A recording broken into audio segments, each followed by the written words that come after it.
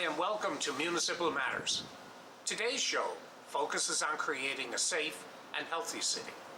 First, we'll speak with our city solicitor, Cheryl Mullett, about the current legislation that governs our city, the City of St. John's Act. We will explore its current role, potential improvements, and the steps needed to align it with contemporary municipal laws across Canada. Later in the program, Constable James Cadigan from the RNC will join us to discuss community safety concerns and ways we can collaborate with law enforcement to curb crime in St. John's. Finally, Don-E Coady from the George Street Association will be here to discuss some of the recent initiatives and practices that bar owners and others have put in place to help ensure the downtown is a safe and enjoyable place to visit. We hope you stay tuned. Every year, it gets easier to see just how real climate change is. It's time for us to make better choices and take action. By recycling more at home, we make a world of difference, one blue bag at a time. We keep waste out of landfills, and we extend the life of precious natural resources. We all have a role to play, which is why MMSB is partnering with communities across the province to increase recycling at home. Join the curbside revolution. Learn more at recycleathomeml.ca.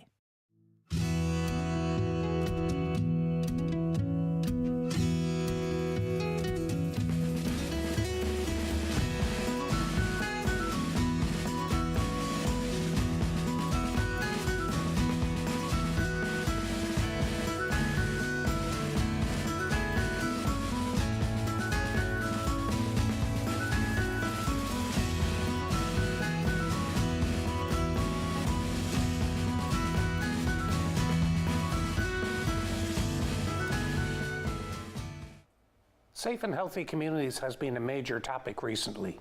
Joining us to discuss the city's role in a safe and healthy community is Cheryl Mullett, our city solicitor at the City of St. John's. Welcome, Cheryl. Thank you, Mr. Mayor. So tell us about your past experience. How long have you worked with the city? So I started working in the legal department at the city in August of 2011. Okay, and where prior to that? So I graduated law school in 2001 and started working at Curtis Daw, which is a private service law firm in St. John's, and I worked there up until I left to come to the city.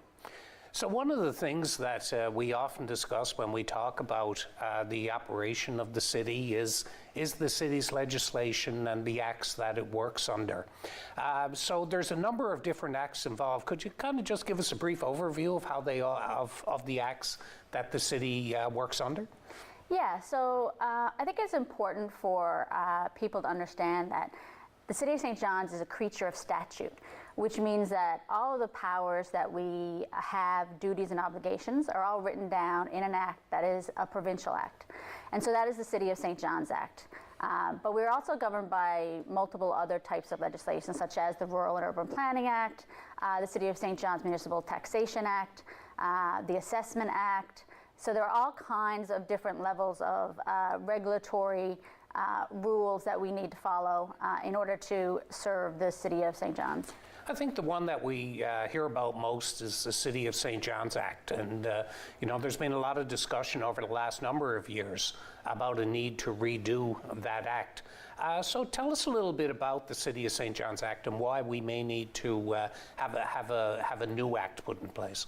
So the City of St. John's Act was first put into place in the early 1900s, and it has never received any kind of substantial review and change throughout that entire period of time. It has received a lot of amendments, but one of the major issues is that throughout the country, you'll see in other provinces and other cities that they have transform their acts into more modern enabling legislation. And what that means is it's not prescriptive. So the City of St. John's Act remains a prescriptive act. So unless it's written down there in black and white, we can't do it. And so you can imagine what St. John's was like in the early 1900s. It was a very different place than it is now with different challenges. And so that is what the act is written to address. And so I think everyone, including the provincial government and municipal governments, agree that it's time to modernize that legislation and bring it into line with most of the other types of legislation for municipalities across the country.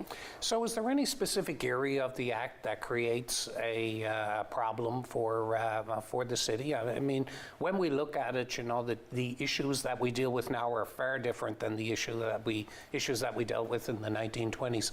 So is there any area where in particular it creates a problem? Well, if you look at something like the violation of bylaws and fines, when you read through the City Act, you'll see fines are like, you know, $5 a day, $10 a day. The maximum fine that we can impose is $5,000, which in today's world with modern corporations and developers and a much more sophisticated development community, it becomes difficult to encourage people to be compliant with the act when the fines are back in, you know, dollars that no longer really apply. So that's one small way that you can look at it. There's all kinds of other ways that the act needs to be improved, just about the areas that our bylaws can cover. In the act now, unless it's explicitly stated that we can enact legislation in that area, we can't. Whereas if you look at some other charters of municipalities across the country, you'll see that they have broad person powers, is what they call it, which is like you're able to enact bylaws for the good governance, the safety, well-being, health of your community. But it leaves the discretion to the council to address the needs in their particular community depending on the size and the issues that it's facing. So many times that residents may look to the city to move to be able to deal with certain issues. In fact, it's not able to because it's not within the jurisdiction as outlined under the City Act. That may be different from other municipalities too who operate under a separate act, correct? Yeah, exactly. Every municipality has its own governing legislation, and they are unique to that area. And so if you compare some of the bylaws and some of the legislation that we have in St. John's to say a city like Toronto or Edmonton or Halifax, you'll see that their legislation is very, very different. And so sometimes people are confused by that because they look at a bylaw and they say, well, if they can have it in Toronto, why can't we have it here? And it does go back to looking at that enabling legislation to see if it's permissible or not. So particularly when we talk about safe and healthy communities, the legislation plays an important role, and having updated legislation is very important to that goal. How do you, or what do you think is the status right now on having a new City of St. John's Act enacted? Well, I myself have had several conversations and consultations with the provincial government about new, more modern enabling legislation for municipalities, and it has been something that the provincial government had been working on for some time. I don't have a definitive timeline as to when that will occur, but I do think that they are moving in that direction, and that's the direction that they want to see the City Act go in, and the legislation for other municipalities. But there still is the issue of jurisdiction. So as you know, we have three orders of government in Canada. We have federal, provincial, and municipal. And municipal is the lowest on that three-tier. So we have to be very careful that when we're thinking about making new bylaws and new rules for our community, that we don't venture into jurisdiction that we can't legally go to. So one simple example is, you know, we wouldn't be able to make a bylaw that made murder illegal and gave a penalty for murder, because that's in the criminal code, that's federal jurisdiction, and we don't have the power to do that. So when you're looking at a new City Act and what that might look like, it doesn't mean we'll be able to sort of work in all jurisdictions and legislate in all areas, but it will certainly give us a lot more flexibility so that council, who is elected by the people, can make the choices that they want for our sort of modern community. And I think it'll give us a lot more choices and options than we have now. Well, you know, we always talk about amongst municipalities about this order of government, and one of the sayings we use is that the federal government has the money, the province has the jurisdiction, but the city or the municipality usually has the problem. So Yeah. those are important issues. Thank you very much for joining us, Cheryl, and giving us a very complicated issue, a very simple explanation for us. You're welcome. We'll be right back.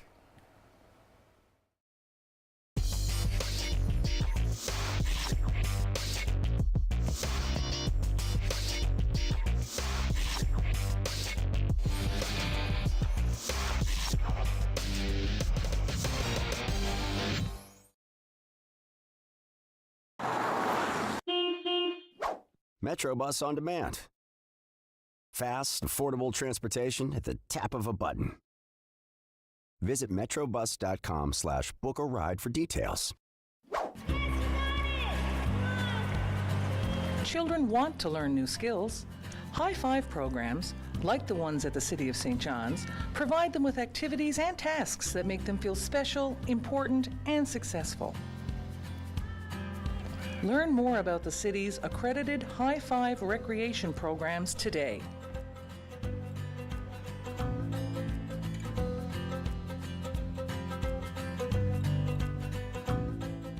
Neighborhood Watch is a free, community-based crime prevention program where neighbors come together to be a more connected and thereby safer neighborhood. Neighborhood Watch can help neighbors create a safer environment for everyone by working together, being alert to suspicious and criminal activities, being the neighbor you wish you had. Neighborhood Watch is a safe program. It's about keeping your eyes open to anything that looks out of the ordinary and alerting the police to help prevent crime in our neighborhoods. By working together, we can help prevent crime. Let's connect and protect.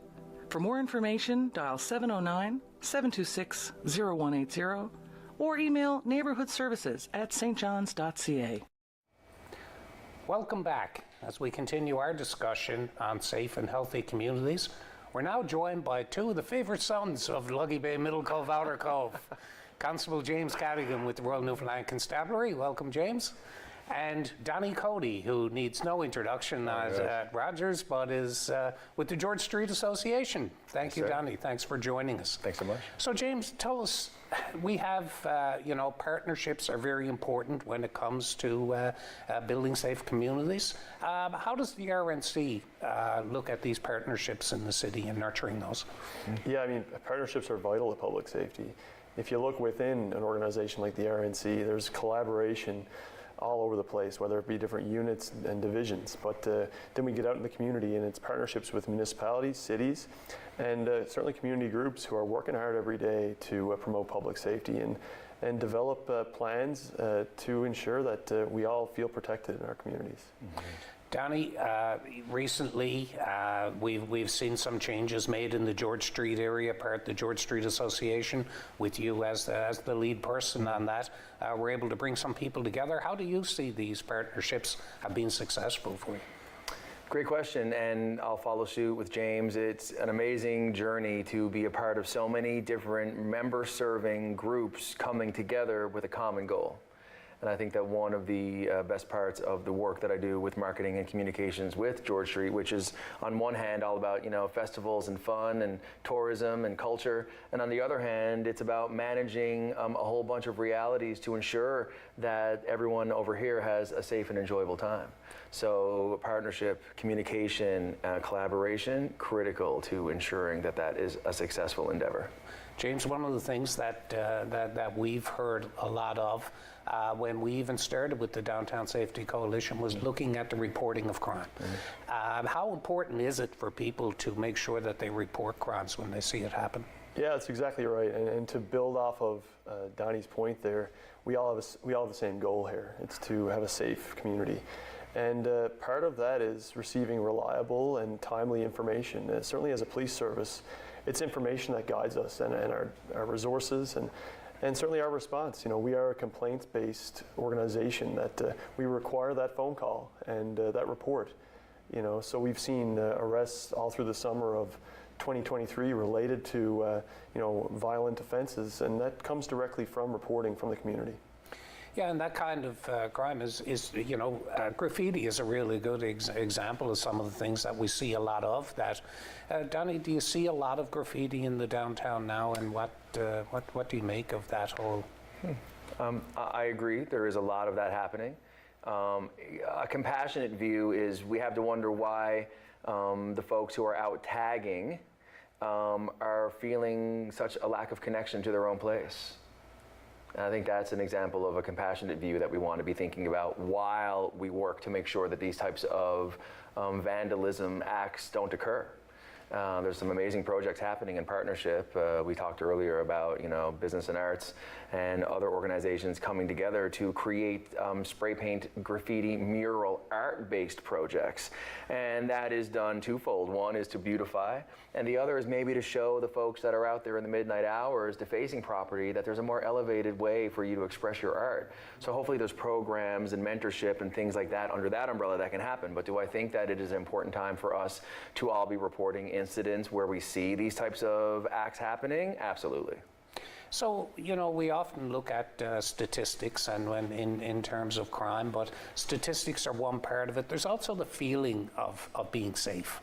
So the RNC, and that has to be a concern for you when you hear things about people feeling unsafe in certain times. Yeah, and I think that the appearance of a community, whether we talk about damage and graffiti that we've seen, tagging, that impacts the fabric of a community. And you know, if you see this level of lack of respect and different, you know, actions that, you know, just clearly show there's a little bit of uncertainty as to whether there is a feeling of safety.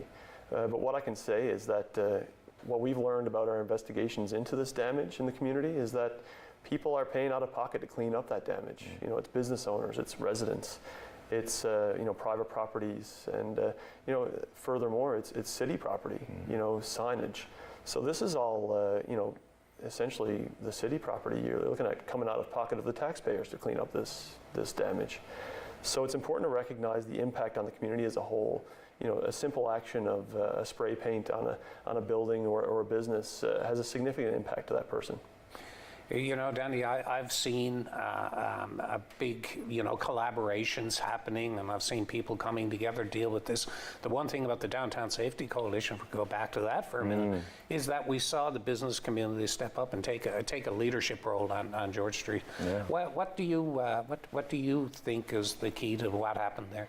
I think reaching a tipping point where everybody who is member serving, various levels of government, all found ourselves, and I speak on behalf of the George Street Association, of course, in this context, but as someone who does work for several of the entities that comprise the Downtown Safety Coalition, which, for viewers, is a working group that was established about a year ago so that all of these separate entities who were trying to achieve solutions in their own silos finally came together to exchange energies, to collaborate.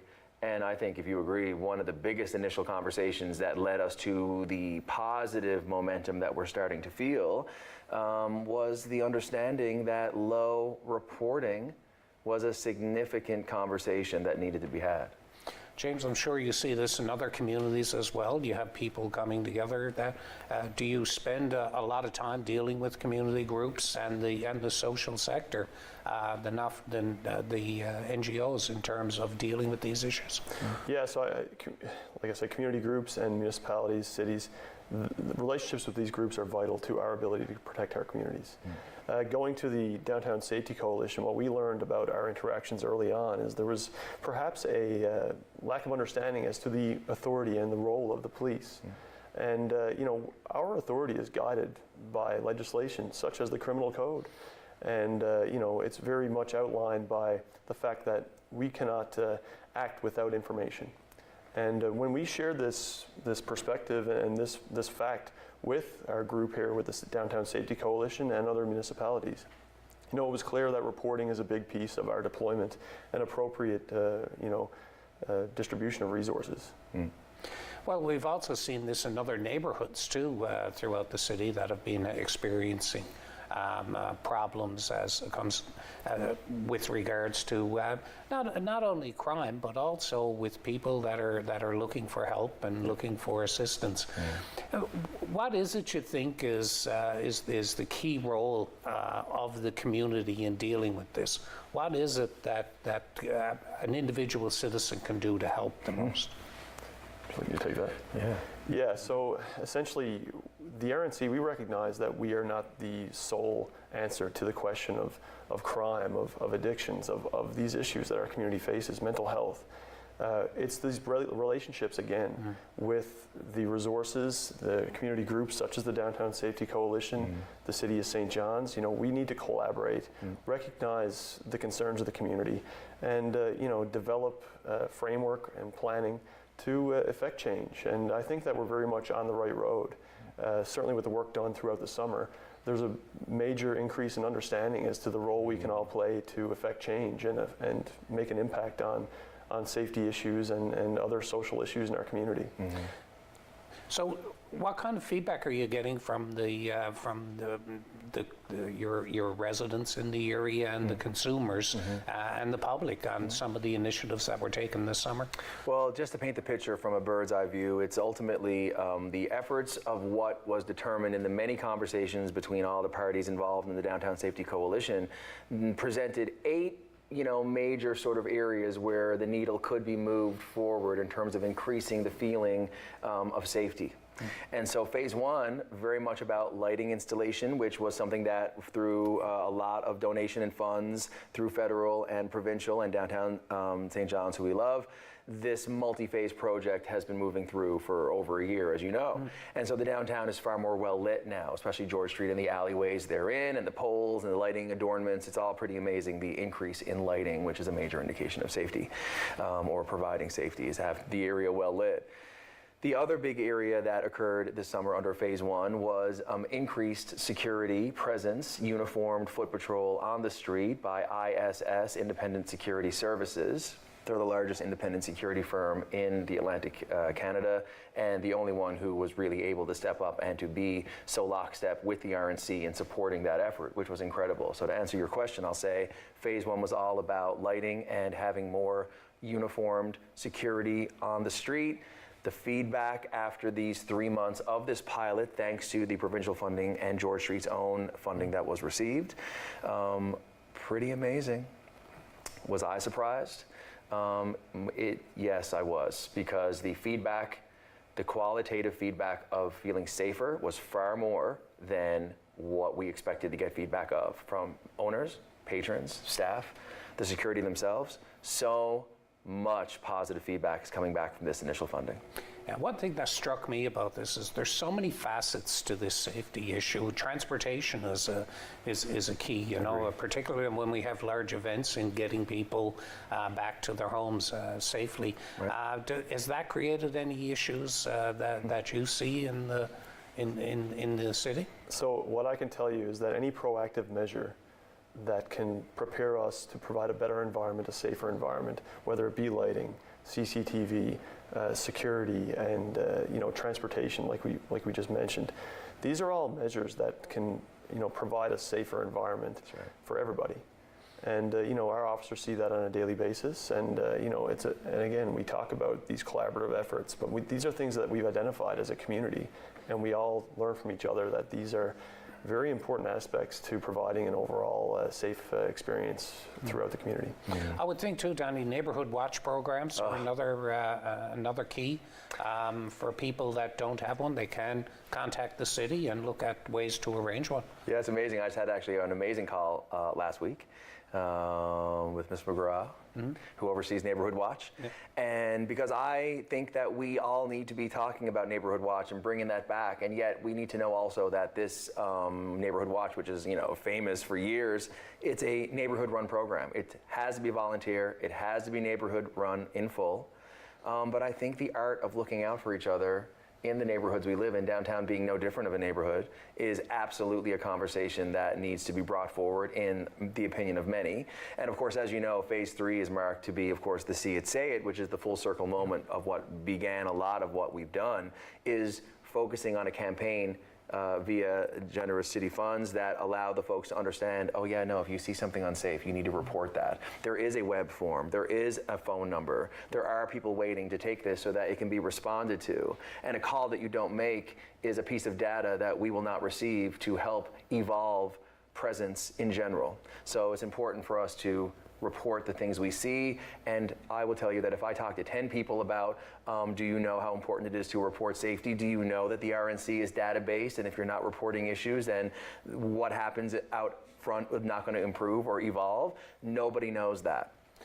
Yeah, so being aware of your surroundings, being aware of what's going on in your neighborhood is very important, and information that the police need in order to do their jobs. Yeah, certainly. So I think what it all comes down to is we all play a role. The police, the residents, the municipalities and cities, everybody plays a role here. And, you got to step up when the time comes.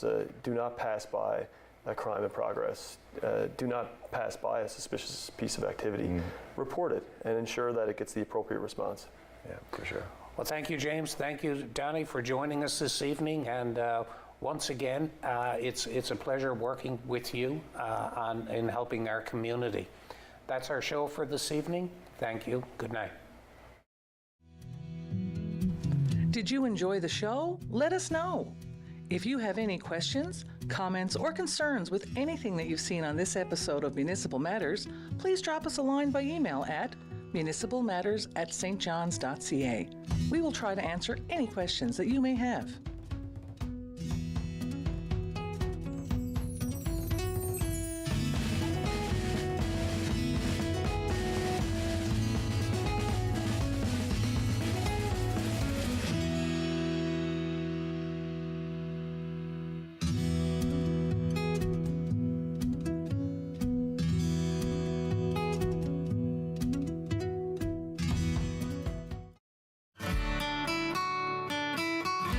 Recycling at home is one of the easiest ways to help protect our environment. Believe it or not, a lot of what we're throwing away in Newfoundland and Labrador can actually be recycled instead of sent to the landfill.